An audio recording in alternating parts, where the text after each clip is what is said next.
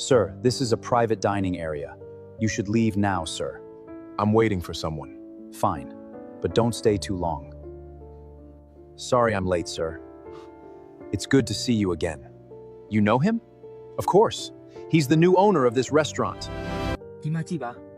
စားတောက်ဆိုင်မန်နေဂျာဟာတာမန်ဆိုင်ဝစ်စာ casual wear ဝစ်ဆင်ထားတဲ့စားသုံးသူတယောက်ကိုတွေ့တာနဲ့သူနဲ့မထိုက်တန်တဲ့နေရာလိုမျိုးထင်မြင်ပြီးမလေးမစားစကားပြောနေပါတယ်ဒါဟာ customer service ရဲ့အကြီးမားဆုံးအမှားဖြစ်ပါတယ်စားသုံးသူတယောက်ရဲ့ဝစ်စားဆင်ရင်မှုသို့မဟုတ်ရုပ်ရည်ပုံမူတည်ပြီးဘယ်တော့မှအကဲမဖြတ်ပါနဲ့ Don't judge a book by its cover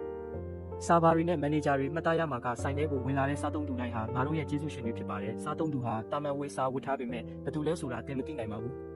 တွေ့ကြတဲ့အတိုင်းပါပဲအဲ့ဒီတာမန်ဝစ်စင်ထားသူဟာဒီစားတောက်ဆိုင်ရဲ့ပိုင်ရှင်အသစ်ဖြစ်နေပါတယ်။မန်နေဂျာရဲ့မျက်နှာမှာနောင်နာရီထိတ်လန့်မှုတွေချက်ချင်းပေါ်သွားခဲ့ပြီးအဓိကသင်ခန်းစာ၃ချက်ကတော့တဒန်းတူညီမျှဝန်ဆောင်မှုပေးပါ equal treatment ဝစ်စုံပြေးဝစ်စင်ထားသူဖြစ်စေတာမန်ဝတ်ထားသူဖြစ်စေစားသုံးသူတိုင်းကိုတပြေးညီလေးစားစွာအဲဝတ်ပြုပါ။နှစ်ပထမအထင်နဲ့မဆုံးဖြတ်ပါနဲ့ avoid prejudices လူတစ်ယောက်ဤစီးပွားရေးအခြေအနေသို့မဟုတ်အဆင့်တန်းကိုအပြင်ပန်းတရံဖြင့်အကဲဖြတ်ခြင်းသည်လုပ်ငန်း၏ပုံရိပ်ကိုလုံးဝပျက်စီးစေပါတယ်။သုံး professional ဆံပါ professional behavior